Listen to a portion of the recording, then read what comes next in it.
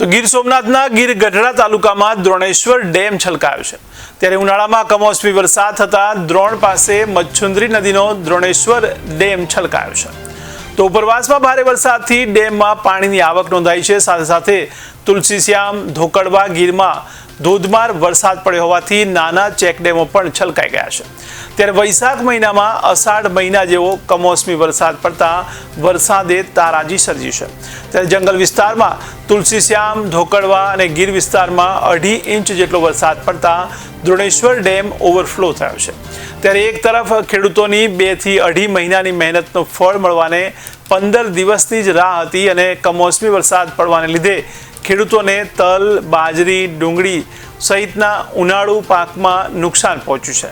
ત્યારે બાગાયતી પાકમાં ઉના ગીર ગઢડા તાલુકાના વિસ્તારને મોટા પાયે કેસર કેરીમાં નુકસાન થયું છે।